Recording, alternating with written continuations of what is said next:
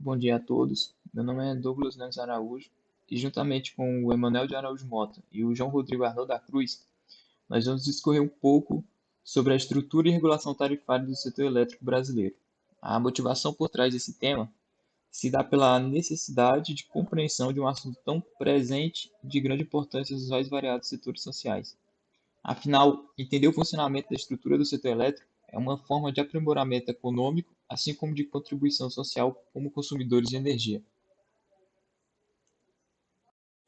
Primeiramente, vale ressaltar que o sistema elétrico é composto pela geração, pela transmissão e distribuição, cada um com um nível de complexidade que reflete em custos de funcionamento. Então, nesse sentido, é preciso que haja uma estrutura tarifária capaz de organizar e viabilizar os procedimentos que envolvem cada setor. Além disso, vale ressaltar que os custos de energia não são decorrentes apenas do consumo, mas também da garantia de seu uso 24 horas por dia, uma vez que a eletricidade é de suma importância nos diversos âmbitos da sociedade. Então, considerando isso, alguns questionamentos podem vir à tona. Será que existe uma regulação que promova o manuseio das tarifas para os diversos consumidores? Ou então, por outro lado, há uma divisão de classes de consumidores, onde é ajustado as tarifas de acordo com cada tipo de consumo? Ou mesmo existe um meio do consumidor consultar seus gastos em cada tipo de tarifa? Cada tema desta apresentação tratará desses assuntos e tais questionamentos serão discutidos. Então, o primeiro tema, conceitos básicos tarifários e tipos. A estrutura tarifária, que é o primeiro tópico, ela pode ser entendida como o conjunto de tarifas referentes ao mercado de distribuição de energia elétrica. Desse modo, para entender melhor como se dá essa estrutura, é importante entender como funciona cada tipo de tarifa e também em que situações elas são aplicadas. E, primeiramente, as tarifas são expressas por meio da unidade monetária em relação à energia ou potência consumida. No caso da energia, temos reais por quilowatt-hora e no caso da potência, temos reais por quilowatt.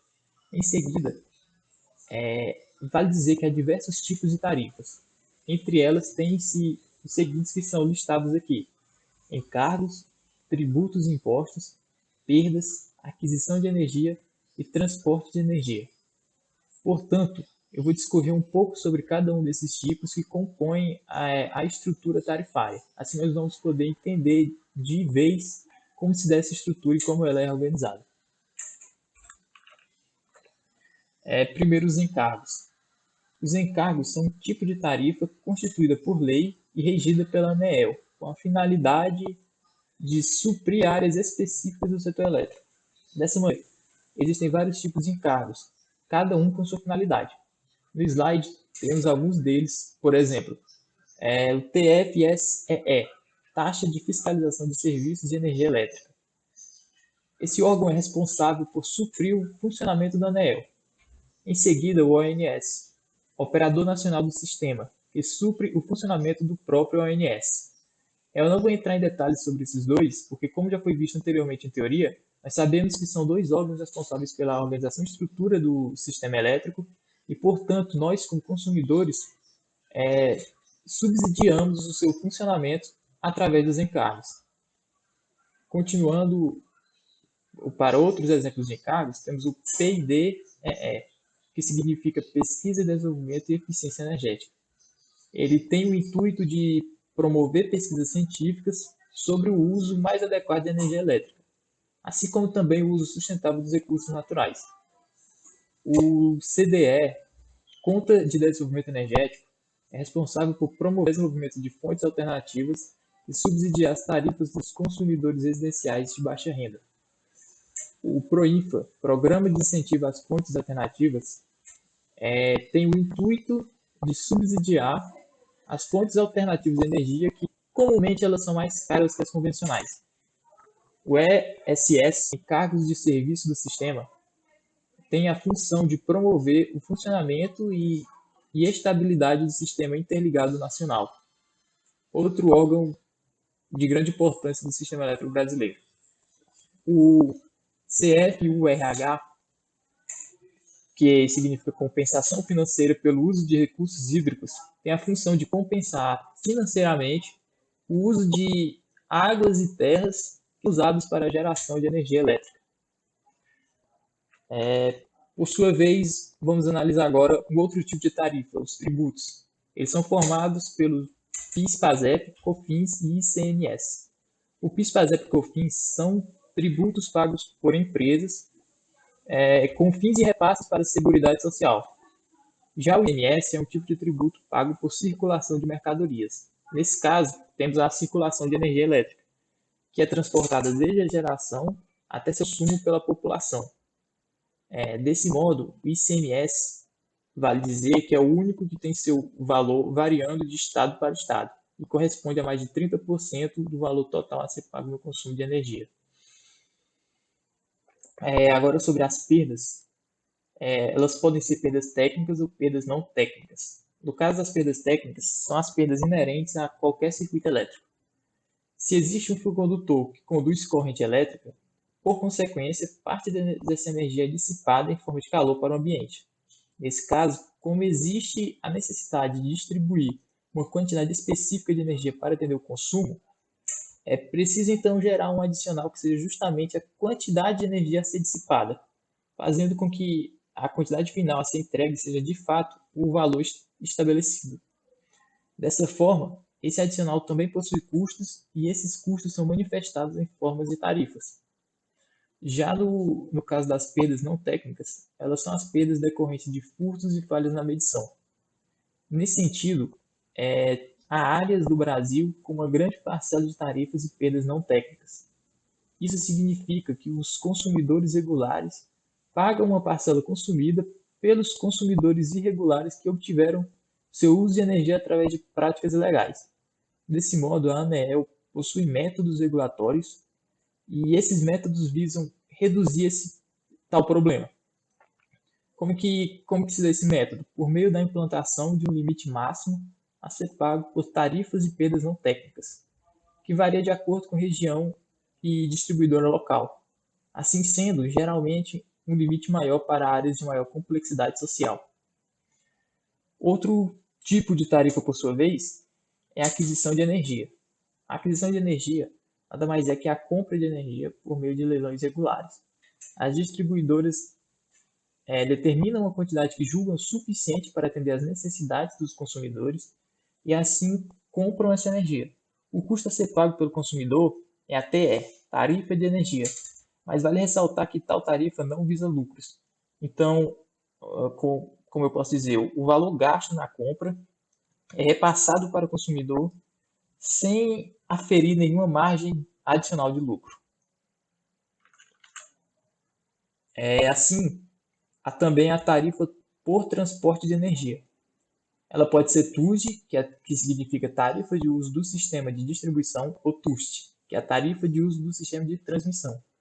Para entender melhor esses casos, essa imagem explica bem os processos. Então, nessa explicação gráfica, a gente tem, por exemplo, no sistema de transmissão, vai haver tarifas referentes à transmissão, que são decorrentes do sistema de geração, decorrentes também do sistema de distribuição e, por sua vez, dos consumidores livres. Por consumidores livres, eu me refiro ao tipo de consumidor que é livre para escolher qual distribuidora ele vai consumir energia. Então, por haver essa liberdade, ele pode ter maior facilidade nas negociações e assim estabelecer um preço mais adequado para o seu tipo de uso.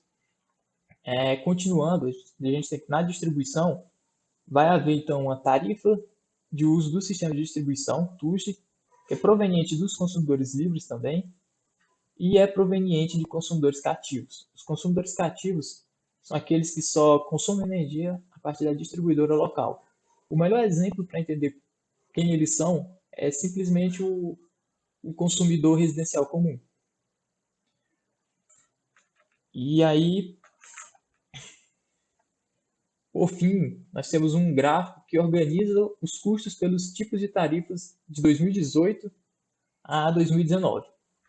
Então, nós temos aqui que 38,7% das tarifas a ser paga no final é composta por encargos e tributos, sendo a maioria, estabelecida, um pouco menos, sendo 34,5% é a compra de energia, com 20,3% a distribuição, 6,5% a transmissão. Dentro dessa maior parcela, que são os encargos e tributos, nós temos a distribuição de tais setores e 31% deles é de tributos como ICMS, PIS, COFINS. Assim como dito anteriormente, percebemos que há uma grande taxa paga através de tributos. Temos também alguns gastos com CDE, 5,1%, e uma pequena porcentagem distribuída entre outros encargos. Então, vale dizer que é importante uma análise de tais gastos, a fim de aprimorar a relação custo-benefício para os consumidores, talvez por meio de políticas públicas, uma vez que, segundo esse gráfico, percebemos que a maior parte das tarifas é formada por tributos que sequer são referentes ao consumo ou garantia de energia elétrica.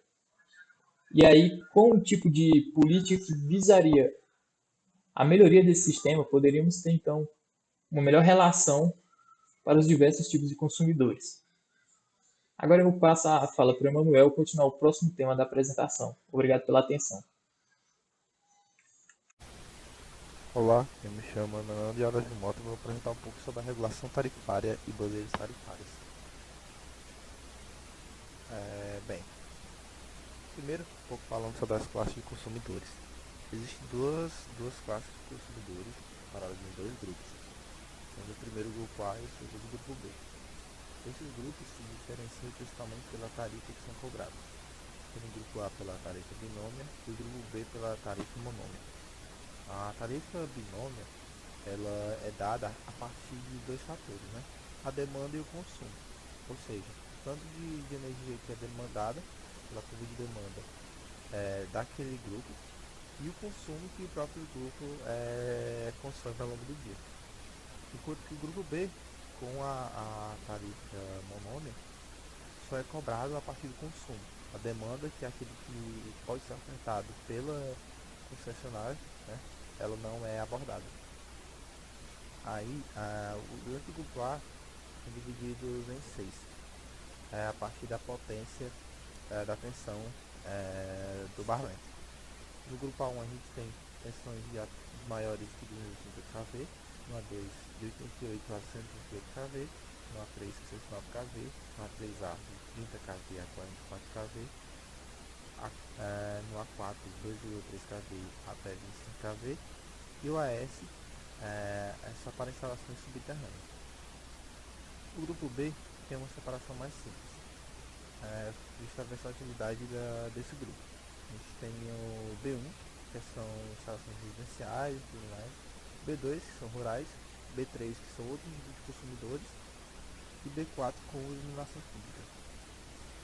A partir disso, a gente tem as principais divisões dos grupos, sendo que, como pode se ver, para alta tensão a gente vai ter o grupo A e para baixa tensão o grupo B, onde a demanda, como eu falei anteriormente, ela é cobrada apenas no grupo A. O grupo B ela paga apenas pelo consumo. Vou falar um pouco agora sobre os postos tarifários, que são caracterizados pelos horários tarifários, né? Qual horário do dia que é cobrada a energia e como é feito esse processo. Existem quatro tipos de postos tarifários. O primeiro é o posto tarifário de ponto, onde a gente tem 3 horas consecutivas diárias durante todos os dias, né? E ele depende da curva de carga do sistema. Então, se a gente tem um consumo maior, a gente vai pagar maior pela energia. E tem exceções, sendo elas sábados, domingos e feriados nacionais. A gente tem também que, geralmente, né, esse horário de 18 a 21 horas, que é onde tem muito pico de consumo nos grupos, principalmente no grupo B. O intermediário, posto tarifário intermediário, o qual é dado uma hora antes e depois do posto de ponta, ou seja, se o posto de ponta é dado de 6 às 9 horas, o intermediário vai ser dado de 5 às 6 e de 9 às 10, atualizando 2 horas de antes. Assim, a gente tem também exclusividade desse intermediário do grupo B, curso de tarifa branca. A tarifa branca que vai ser dada mais na frente, né? Uma explicação mais na frente de como essa tarifa funciona. O fora de ponta são os horários restantes do dia, né? Ou seja, considerando o dado anterior, Se de ponta é de 18 a 21 horas, o intermediário vai ser de 5 às 6 e de 9 às 10, né? Então, durante 10 horas até 5 horas do outro dia, a gente tem aí o fora de ponta. E o especial? O ponto tarifário especial é aquele horário dado principalmente na classe rural. E caso vocês lembram, é o grupo B2. Nesse grupo B2 a gente tem a classe rural, que da madrugada vai ter um desconto diretamente dado no consumo da energia. Aí a gente tem a cobrança no posto tarifário. Falar um pouco agora sobre as modalidades tarifárias. As modalidades tarifárias são dadas principalmente de acordo com os valores estipulados, os valores a serem pagos pelos grupos. Existem esses 5 principais tipos de modalidades e eu vou explicar uma por uma agora. A primeira é a convencional monômia. A convencional monômia ela é dada por uma tarifa única de consumo de energia, que ela é cobrada pelo grupo B. Só para ressaltar a diferença de consumo e demanda, né? A gente tem que o consumo é dado diretamente por aquilo que você gasta de energia elétrica, né, ao uso em empresa ou algo do tipo. Até nos grupos de baixa tensão, no nosso caso, né, inclusive o liquidificador, algo do tipo. Todo o consumo de energia é tarifado e é cobrado. O outro tipo de classe que tem é a demanda. A demanda ela vai ser aquele que a rede pode ofertar. A gente, como tem um medidor de casa, né, a gente paga pelo consumo, não paga pela demanda, ou seja, a gente não paga pelo que a concessionária pode ofertar de energia para a gente. Diferente de algumas empresas do grupo A, por exemplo, que dependendo do dia vão ter uma demanda maior de energia, vão ter um fluxo de carga maior, vão ter um consumo maior. Então, a partir disso, eles também pagam pela demanda, aquilo que eles podem ofertar, né? Aquilo que é ofertado pela concessionária, não só o que eles consomem. Voltando aqui, a convencional monômia, como eu disse, ela tem essa tarifa única de consumo de energia. E no horário branco, que é outra modalidade tarifária, a gente tem a tarifa diferenciada pelo horário do dia. Ou seja, a gente tem horário do dia, que vai ter uma tarifa a partir dado no consumo, né, que vai se diferenciar, dado que o consumo não vai ser o mesmo ao longo do dia. Ela é cobrada somente no grupo B, exceto no grupo B1 e B4, né, que são os grupos, como vistos aqui, residencial e outros consumidores. A convencional binômia ela é uma tarifa única de consumo e demanda, que é dada principalmente no grupo A, né, como eu disse anteriormente. Ela se caracteriza por ter essa tarifa única para facilitar em grandes empresas aí o cálculo dessa modalidade tarifária. O horário verde é o consumo e demanda diferenciada e é dado no A3A, A4 e AS, né? São instalações subterrâneas, tensões maiores que 220 kV e de 88 a 25 kV, né? Perdão, de 2,3 kV a 25 kV. E esse consumo e demanda diferenciada são dadas as tarifas a partir dela. Ou seja, a gente tem um consumo que vai variar ao longo do tempo, assim como a demanda. Diferente do convencional binômio, né? A gente tem um consumo e demanda fixa, tá? Uma tarifa fixa. E por fim, a gente tem também o horário azul, né? É dado para as demais classes, com uma diferenciada de consumo e demanda, né? A principal diferença entre o azul e o verde é que elas têm uma tarifa diferenciada de consumo, porém a tarifa de demanda ela é única para o horário verde, enquanto para o horário azul ela é diferenciada, vai depender do horário do dia, né? Enquanto que no horário verde ela vai ser única durante todo o período do tempo. Então os principais pontos aqui que a gente viu, né? E as bandeiras tarifárias agora. As bandeiras tarifárias vão ser dadas a partir do valor a ser pago pela conta de energia, né? Também tem bandeiras tarifárias, a bandeira verde, a bandeira amarela e a bandeira vermelha.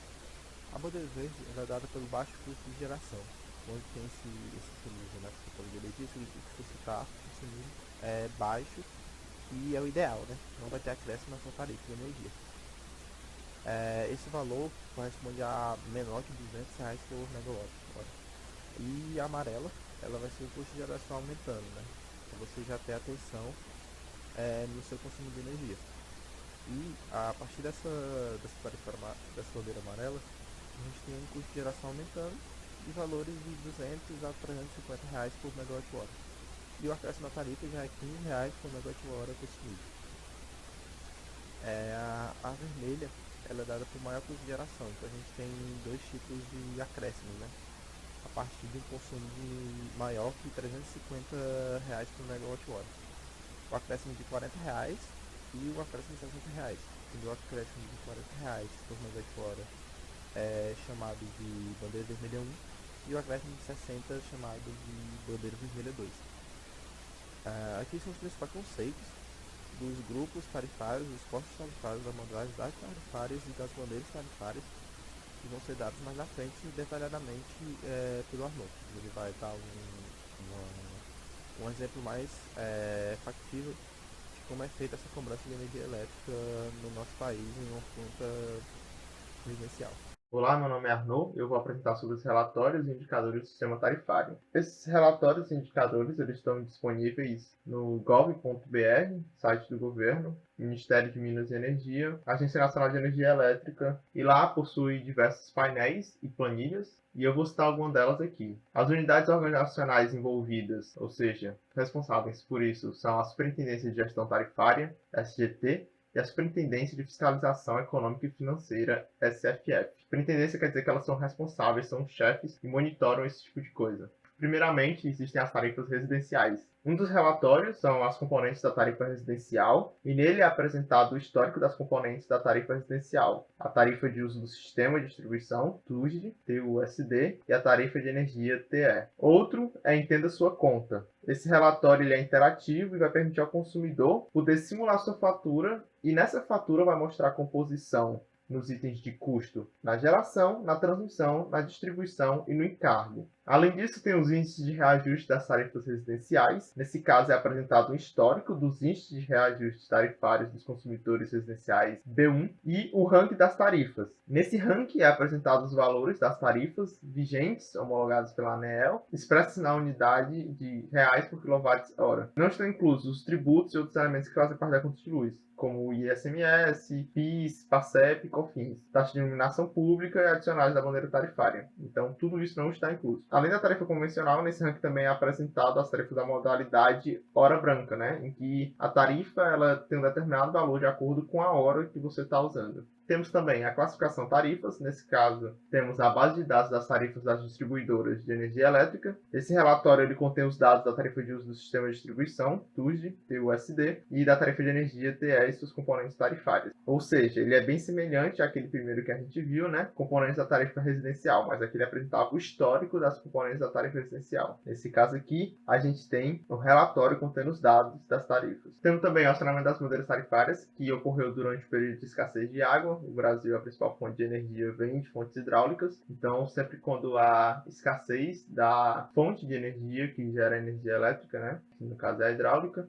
a gente tem esse tipo de acionamento. E conta bandeiras, né? Nesse caso, a gente tem o resultado da conta bandeiras. Bandeiras seriam as bandeiras tarifárias. E esses resultados são decorrentes da receita obtida dos adicionais das bandeiras, né? Ou seja, o que é cobrado a mais, e dos custos de geração de energia arcados pelas distribuidoras. Temos também a tarifa branca, a quantidade de unidades consumidoras. Então, aí vai ser apresentado o histórico de adesão à tarifa branca, ou seja, os consumidores que aderiram a esse tipo de tarifa, que cobra de acordo com o horário que você está consumindo, e o consumo médio desses consumidores. Temos postos tarifados e valores. Então, aqui vai ser apresentado os postos tarifados e os valores da tarifa branca residencial de cada distribuidora. Temos também o balancete mensal padronizado. Balancete é, entre aspas, o balanço, então, o que é gerado e o que é consumido, né? Passivos e ativos da empresa. A classificação de MEX para apuração da CVA, a conta Covid. Na conta Covid temos o acompanhamento da conta Covid. Nesse caso, vamos ter os valores da conta Covid aprovados e repassados nos processos tarifários das distribuidoras. Temos o acompanhamento do mercado. Aí será mostrada a variação do consumo de energia anual e mensal por distribuidora e a inadimplência das distribuidoras. Nesse caso, vai ser mostrado o histórico da perda de arrecadação das distribuidoras, ressaltando que esses dados são apresentados na forma de tabelas ou então de painéis do Power BI. Temos também a conta de desenvolvimento energético, CDE, e aí vai ser detalhado o orçamento anual da conta de desenvolvimento energético. Consumo e receita de distribuição. Nesse caso, os relatórios vão apresentar os dados de número de unidades consumidoras, o mercado de megawatts-horas, a receita faturada e a receita faturada com tributos. Isso para os consumidores cativos. Nesses relatórios não são inclusos dados que contemplam o mercado de suprimento e o mercado livre. Temos também o histórico de perdas de energia na rede básica e nas demais instalações de transmissão. O ICMS em energia elétrica, nesse caso, vai mostrar a participação do ICMS nos valores arrecadados das distribuidoras por estado. E, por fim, temos os seguintes relatórios em índice, né? Temos o índice de inflação da distribuidora, no caso, a inflação é o aumento dos preços. Temos o relatório de perdas de energia, no caso aí é apresentado o comparativo das perdas não técnica real e regulatória. Temos também a receita anual permitida de transmissão, né? Então, nesse caso, vai ser detalhada a receita anual permitida das transmissões de energia. Temos o relatório de informações trimestrais, RT. Nesse caso, vão ser apresentados, por exemplo, ativos, passivos, o endividamento, situação tributária, entre outros fatores. Então, temos relatórios do mercado de fornecimento, o relatório do balanço energético, o relatório do controle patrimonial. E, por fim, temos os subsídios tarifários pagos pela CDE. Nesse caso, vai detalhar, né, esse relatório, os valores históricos dos subsídios tarifados pagos pela CDE, que a CDE, no caso, é a Conta Nacional de Desenvolvimento Energético. Eu sou Arnaud e eu também vou apresentar o tema 5,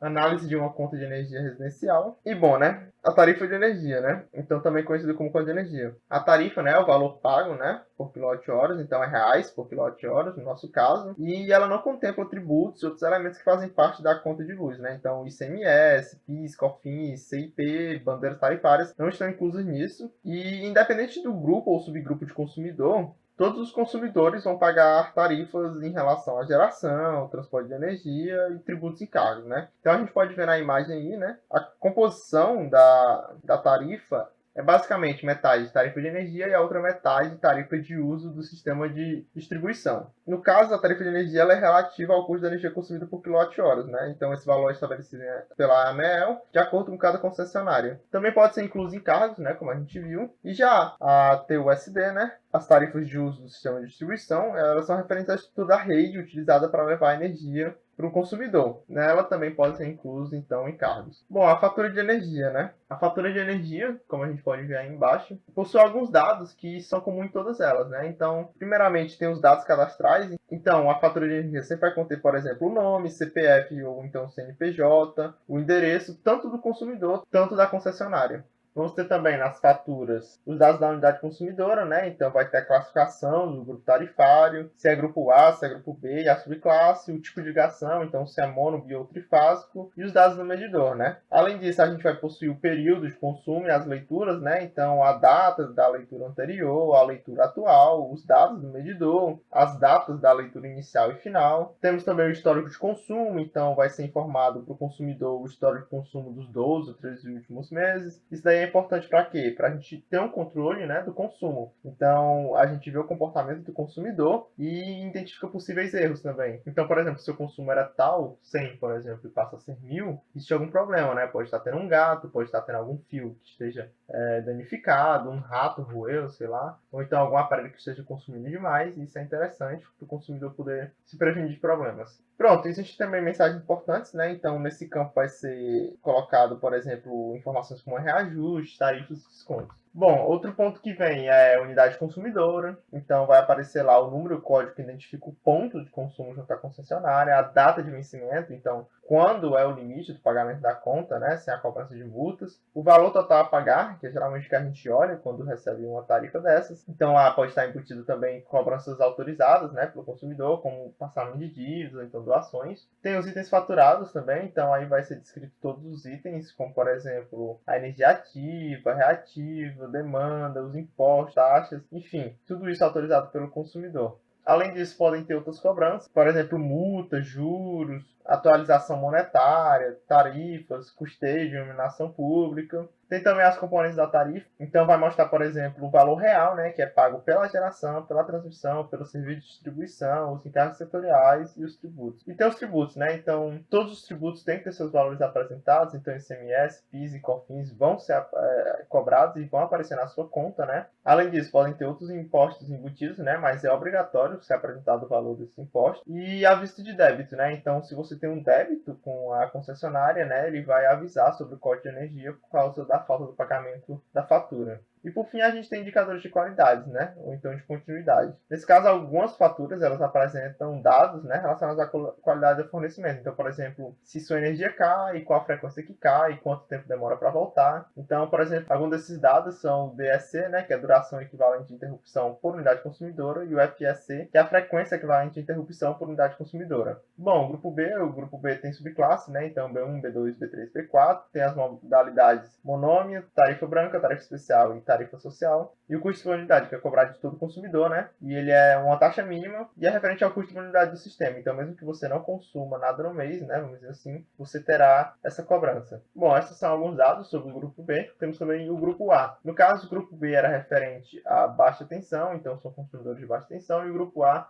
referente a média e alta tensão, geralmente mais voltado a indústrias, né? Então, o grupo A também tem subgrupos, que seriam o A1, A2, o A3, o A4 e o AS, e tem as modalidades tarifárias verde e azul. A diferença da azul é que na azul o consumidor terá tarifas diferenciadas para a demanda TUSD. Então, tarifa de uso do sistema de distribuição e tarifa de energia. E no caso da verde, a gente vai ter uma única tarifa do uso do sistema de distribuição. Alguns dados importantes que vêm nas faturas desse grupo é, por exemplo, a energia ativa, né? Então vai mostrar o consumo no intervalo de tempo, expresso em kWh, né? Teremos também a energia reativa. Essa energia ela não é cobrada, mas isso só acontece se o fator de potência for maior do que 0,92. Nesse caso, se é excedido, é cobrado por meio de multa. Então, o consumidor é multado. Bom, a energia reativa excedente, né, como foi dito, então ela é uma tarifa, né, aplicada a título de multa, como já dito. Temos também a demanda contratada. Nesse caso, a demanda contratada é o que o consumidor pede. Geralmente essa demanda ela é próxima da medida nas últimas 12 faturas, né? E caso, por exemplo, a concessionária não entregue, ela recebe multa. E no caso, por exemplo, ela entregue demais, no caso seria o consumidor que está contratando demais, ele vai estar jogando dinheiro fora, né? Porque ele está pedindo energia, pagando por energia que ele não está usufruindo. Temos também a demanda medida, que seria a maior demanda de potência ativa, no caso aqui é de fato consumida, né? Ou seja, ela vai ver a medição no intervalo de 15 minutos durante o período de faturamento. Temos a demanda reativa, então vai ser a média das potências que circulam nos campos magnéticos e ela não é cobrada. Temos também a demanda reativa excedente. Então, essa demanda é referente à demanda reativa excedente, a quantidade permitida. Bom, além disso, temos a demanda isenta de ICMS. Então, se uma demanda é contratada, mas não é consumida, então ela é isenta. Temos também a ultrapassagem de demanda. Então, quando a diferença entre a demanda medida e a contratada for maior ou igual a 110%, né? Então, vai acontecer essa ultrapassagem de demanda. E temos a tarifa de demanda. E, bom, nessa tarifa de demanda, se o consumidor ele consome igual ou então menor a demanda contratada, né, é cobrado o valor da demanda contratada. Já se ele consome mais, então esse valor a mais ele é cobrado e é acrescido de multa, né? E por fim temos o fator de potência. Esse fator de potência todo mundo conhece, no caso nós conhecemos, estudantes de engenharia elétrica conhecemos muito bem, e ele é responsável, né, para saber se está tendo uma boa ou baixa eficiência da instalação. Então ele vai permitir que seja determinada ou não a cobrança, né, de reativos. No caso, se o fator de potência estiver abaixo de 0,92, ou seja, pouca energia está sendo de fato utilizada, então ela é cobrada. Isso acontece porque existem formas de contornar esse problema, então é por isso que existe essa cobrança. Bom, este foi o tópico 5. Obrigado a todos. Para finalizar a nossa apresentação, percebe-se através de uma breve conclusão como se dá a cobrança de tarifas no setor elétrico nacional, onde nós podemos destacar a classificação por grupos A e B, cada qual com tarifas dependentes do horário de consumo, conhecidos como postos tarifários, que são responsáveis por fornecer as tarifas de fato cobradas em relação a cada grupo. Além disso, existem ainda as bandeiras tarifárias que dependem da sazonalidade local, sendo sancionadas através de políticas governamentais. Portanto, foi compreendido como funciona a estrutura tarifária do setor elétrico brasileiro e como ela se manifesta nos diversos âmbitos. E, por fim, obrigado pela atenção.